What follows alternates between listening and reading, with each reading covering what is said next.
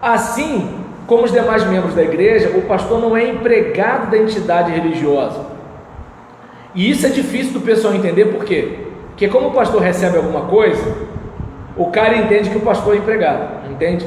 Ele presta serviços religiosos numa vida de entrega, talvez sem regalias e com sacrifícios, no cumprimento de uma missão e não por uma quantia previamente estabelecida em contrato, em retribuição pelo trabalho rotineiro como funcionário seletista.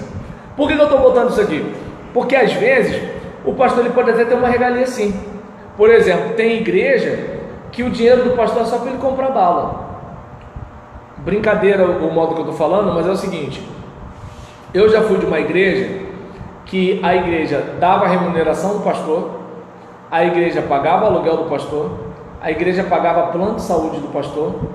Agora eu não lembro se ela pagava a escola dos filhos do pastor.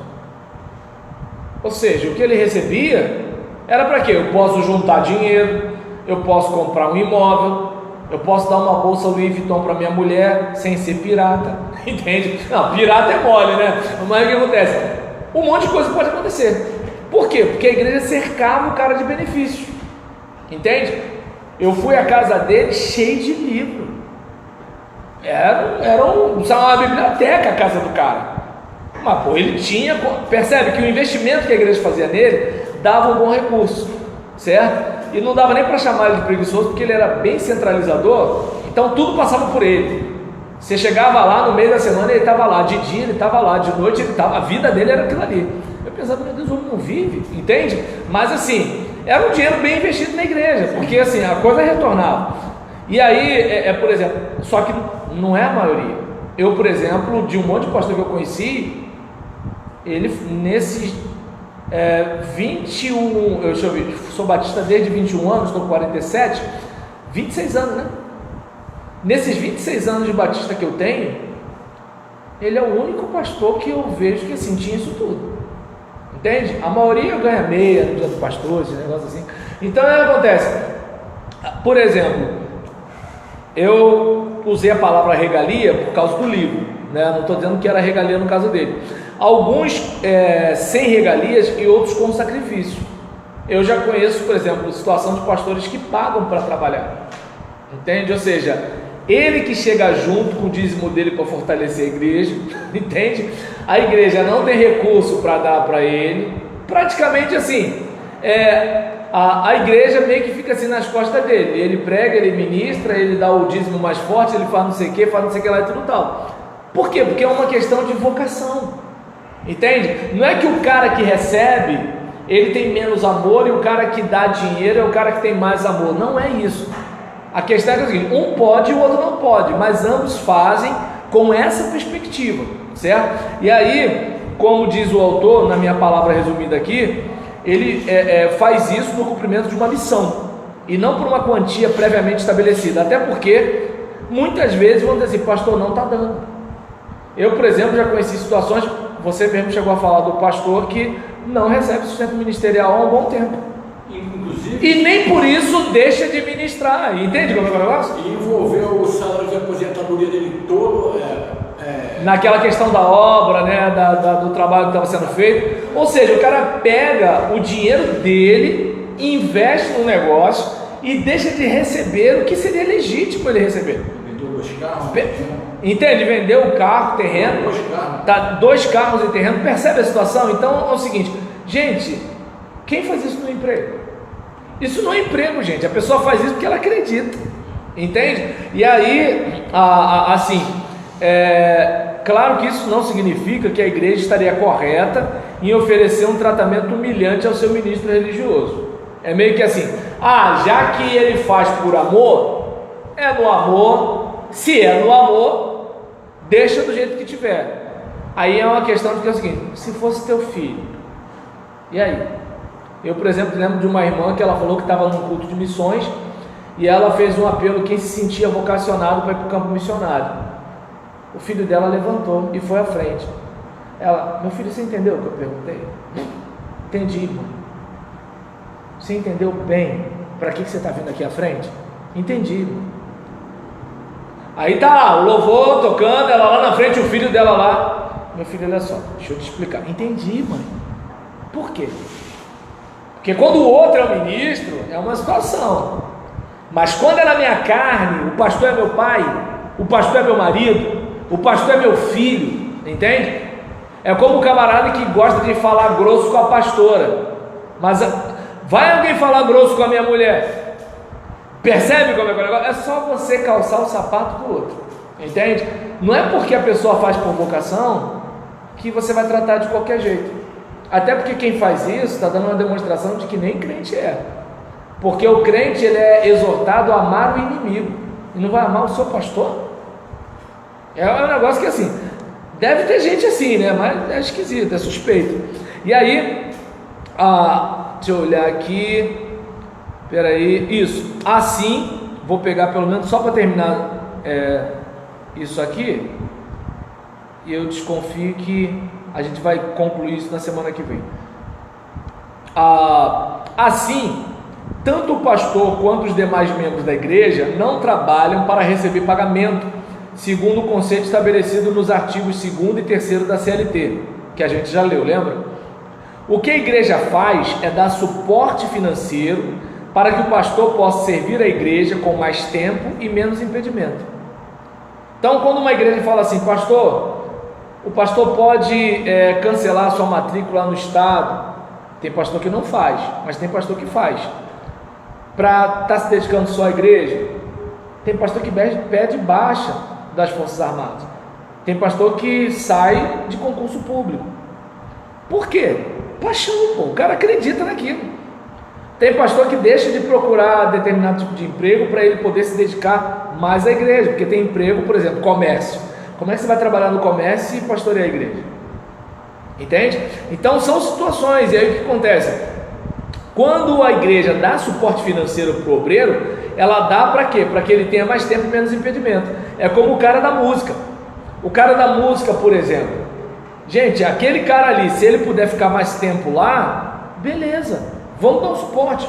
O cara da educação cristã, se puder, beleza, vamos dar suporte. Agora, qual é o pensamento mesquinho de muita gente? Mas é muito caro gastar dinheiro com educação religiosa. Cara, a educação dos seus adolescentes, seus filhos, miserável. Entende? É um pensamento mesquinho, sabe? Assim, a pessoa não consegue perceber que se a igreja bombar, são os vizinhos dele, são os familiares dele, é a família dele, é a mulher dele que vai ouvir uma mensagem, são os filhos dele que vão aprender a honrar seu pai e sua mãe, é ele recebendo dica para o dia a dia. Mas fazer o que, né? Então, é o bairro melhorando, é menos gente fumando maconha no portão dele, porque cada maconheiro que se converte é menos perturbação no portão de alguém, meu Deus do céu, não é? Então, aí nisso, o ministério pastoral, assim como o trabalho dos demais fiéis, não é uma carreira profissional, à semelhança de outro profissional em que se definem salários, promoções, etc. Eu, por exemplo, quando eu estava no outro ministério, o pastor interino ligou para mim de uma outra igreja e falou assim, igreja tal, rapaz, ela está de olho em você, se você decidir, você vai para lá, é certo. É uma coisa mais ou menos assim, né? A igreja oferece isso, eu falei, para, por quê? Porque eu não queria que aquilo me contaminasse. Eu estava, acho que era coisa de 1 ano só na minha igreja, certo? E não, a outra, né? Eu estava 1 ano só na igreja, certo? E aí eu pensei assim, poxa, se o senhor quisesse que eu fosse para lá, por que o senhor me botar aqui agora? Né? Foi o meu pensamento. E detalhe, eu estava numa situação, assim, não é que eu estava confortável, mas eu não estava enrolado financeiramente. Então, se eu tivesse, né, vendendo almoço para comprar janta, filho doente, que é negócio todinho, eu até entendo, mas não era essa situação. Aí eu falei assim, não vou. Mas assim, se eu deixasse ele falar mais um pouquinho, aquilo ia mexer comigo. Percebe como é que é o negócio? Então, digamos, esse tipo de situação não é o ministério. Não estou dizendo que é errado você pensar em poder comer carne, né, em não pagar aluguel atrasado e ter luz cortada. Não estou falando disso, estou falando daquela questão de você assim, o quanto mais tem, mais quer. Deu para perceber a diferença? E aí, o ministro religioso, ele não tem vínculo trabalhista com a entidade religiosa por não possuir uma relação profissional com a mesma. Sua prestação de serviço religioso se dá por convicção de chamada divina e não pela carreira profissional, o que poderia desmerecer a verdadeira entidade religiosa. Porque se a igreja também faz, não sei se deu para você perceber, Fernando, quando a gente falou naquela hora, se a igreja te trata como um funcionário, você não trabalha mais para Deus, você trabalha para a igreja. Deu para entender? E daqui a pouco a igreja, como sua patroa, começa a determinar inclusive o que você vai pregar. Você já não é mais um líder espiritual, entende? A igreja já diz quanto tempo você tem para pregar. A igreja diz quando que você vai estar lá e quando que você não vai estar. Não é você praticamente que define a sua rotina ministerial para cuidar do povo. É o povo que fala, a gente está pagando para você agir assim, assim, assim, assim. Não duvido nada não. E acabou, você é funcionário, tem que fazer. Deu para entender? Uma coisa é o seguinte, ó, a igreja convida você e fala, olha, a gente quer um pastor nesse perfil. Aí você fala, ah, que bom, graças a Deus, mas é o seguinte, eu não caibo nesse perfil, eu vou entrar, mas vai chegar uma hora que a gente vai ter aborrecimento, então, gostaria muito de ser pastor de vocês, mas assim não vai dar. Acabou, tá resolvido, beleza, tô fora. Mas agora, se você é contratado como funcionário, não tem nem negociação, filho. Olha, aqui é assim, hora tal, faz isso, faz aquilo outro, pronto, acabou. É a história do estou pagando. Entende? Aí eu pergunto, eu não sei as outras pessoas, mas eu como ovelha, saber que meu pastor está no enterro comigo, como empregado, saber que o pastor está no gabinete orientando a mim e a minha esposa, porque ele é obrigado, sabe, saber que assim, ele fez uma visita na minha casa, sabe, porque ele é pago para isso, eu não me sentiria ovelha, eu me sentiria cliente, e não me sentiria como assim, ele se importa comigo, não, ele se importa com ele, porque se ele não fizer, eu faço queixa para alguém que administra a igreja, que é patrão dele, e esse alguém vai dar uma chamada nele, e ele vai afinar a viola, sei lá, cara. Assim, eu respeito cada um com o seu cada um, mas assim, eu não sinto firmeza nisso não, entende? E aí, assim, o ministério pastoral, ele consiste na liderança espiritual fundamentada na Bíblia e focada no cuidado das pessoas. Embora questões de natureza material façam parte da dinâmica da igreja, estas estão em segundo plano em seu ministério e podem ser delegadas a outros ou por ele compartilhadas com pessoas fiéis, responsáveis e experientes. Por quê? Porque ele é o homem da Bíblia, ele não é o homem do trator, entende? Ele não é o homem do dinheiro, ele é o homem da Bíblia. Claro que tem igreja que o pessoal tenta deixar o pastor à margem, porque eles fazem algumas coisas que não deveriam, então quanto menos o pastor estiver perto, melhor. Mas tem igreja que não é assim, tem igreja que o pastor não precisa ficar se metendo, a própria pessoa fala assim, pastor, a gente está com esse problema, tem isso aqui e tal, entende assim, e isso não tem a ver com quem o pastor é, tem a ver com quem a equipe é. Tem gente que parece que quer deixar o pastor fora, e tem gente que chama o pastor para o jogo, entende? E aí você como pastor é que é o seguinte, não, ninguém vai me deixar fora não, vou entrar nesse negócio.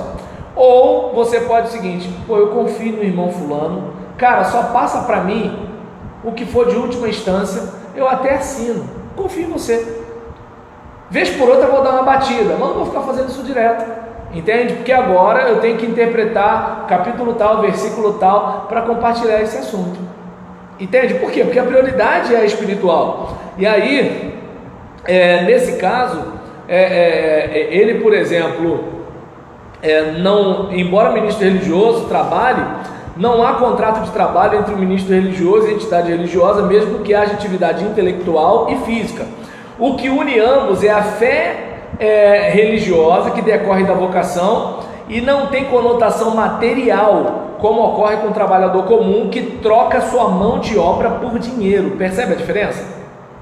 Mesmo que a entidade religiosa ofereça auxílio financeiro para a manutenção do exercício do ministério religioso, não há relação de emprego entre o ministro e a entidade, porque a existência de pretensa relação é descaracterizada pela marca de gratuidade e de altruísmo. O cara faz porque Deus chamou, porque se ele pensasse bem, não entraria nisso. Ministério é uma coisa incerta. Pensa, por exemplo, vamos lá, olha só, vamos olhar o patrimônio dessa igreja aqui. Olha a despesa que se tem aqui. Vamos pensar, por exemplo, numa igreja que não tem toda a documentação ok, ela tem que pagar carnê de IPTU, porque aqui tem tudo ok, que não é a maioria, é uma minoria bem pequena, né? Está isenta. Mas agora, nesse caso, não estando com tudo ok, tem que pagar, dependendo do imóvel. Está no imóvel construído ou puro? Se está puro, abre o teu olho, porque vai chegar a fiscalização, e aí você tem que procurar um engenheiro para assinar um negócio que já está pronto. Olha o rolo. Aí, entende? Aí o que acontece? Pensa numa situação dessa com pandemia, diminuindo a frequência de crente. Quanto é a conta de luz? As despesas. Porque os governantes mandam ficar em casa, mas os impostos estão aí. E agora a polícia vai estar de volta aí para parar para ver se tem IPVA. Entende? Você fica em casa, mas logo como é que está o negócio. Aí pensa na despesa desse negócio aí. Se o cara pensar bem, minha remuneração está sempre ameaçada, porque eu vivo da oferta do povo. Se o povo ficar chateado comigo e começar a parar de vir, aí tem gente que é ruim, tem gente que é má, é só sufocar, daqui a pouco ele vai querer ir embora, entende? E aí às vezes por convicção de chamada você vai passar aquele sufoco com a sua família, por causa daquela gente lá. Então aí eu pergunto, quem em sã consciência vai para um negócio desse? Entende? Aí, por exemplo, claro, uma coisa é o camarada, eu conheço um amigo das Forças Armadas, chegou já no período já de ir para a reforma e assumiu o ministério. Tranquilo, se a igreja jogar ele para o alto. Agora, por exemplo, eu desde os meus 24 anos estou dirigindo congregação, trabalhando em subemprego para estar no ministério. E aí? E aí você fica às vezes na mão de um ou de outro. Sem falar que vai ter gente que vai achar que você não é trabalhador porque você não fica num balcão vendendo coisa no armarinho. Como você estuda, como você lê, como você pesquisa, para eles isso não é trabalho. Entende como é que é o negócio? Sem falar essa questão de assim, o meio de comunicação te trata como malandro. Olha como é que são as coisas. Paulo Gustavo estava entubado e um monte de gente, vamos orar por ele, não sei o que, não sei o que lá. R.R. Soares nem entubado estava. Agora ele morre, agora não sei o que, não sei o que lá, e tal. Cara, só de você ser um líder religioso, tu já leva bordoada. E alguns escreviam com requinte de crueldade e citações bíblicas. Eu falei, ou é membro de igreja, ou é crente desviado, entende? Ou é gente metida santa, que fala de amor, mas tá cheio de ódio. Porque, por exemplo, quando acontece a questão de morte de criminoso, eles vêm com um discurso cheio de amor. E aí quando o ministro do evangelho está passando por uma situação, aí eles vêm com esse discurso. Aí tu fica assim, essa gente ama quem? Não ama ninguém, é modinha de internet, entende? E aí você às vezes está exposto a isso tudo, quando você sabe o que você sacrificou para estar onde está e fazer o que você faz, entende? Aí é que está a questão. E aí, agora já estou no último parágrafo. A gente, por exemplo, deixa eu ver aqui, essa relação, por isso, antepenúltimo, por isso a colaboração prestada pelos membros e pelos líderes não é reconhecida como vínculo de emprego, e o colaborador religioso, seja pastor, diácono, presbítero, membro, seja o que for, o colaborador religioso não pode ser tido como empregado da entidade religiosa, porque a relação de trabalho não se confunde com a relação de emprego. O pastor trabalha, mas não é empregado. O diácono trabalha, mas não é empregado. O músico trabalha, mas não é empregado. Embora tem gente que vai tratar como se fosse e vai dizer que é, mas não é. O ministro religioso, ele não está unido à entidade religiosa por um vínculo empregatício, mas um vínculo de natureza religiosa. E a remuneração recebida se deve apenas à manutenção do religioso, já que serviços religiosos não podem ser retribuídos mediante uma contraprestação econômica.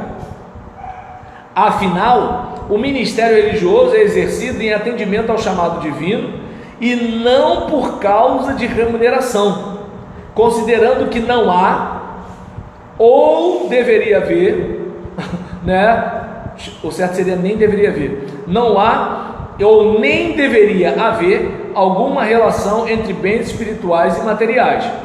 Entretanto, agora olha aí, se a entidade religiosa, acho que foi até para o Sérgio que eu falei sobre isso.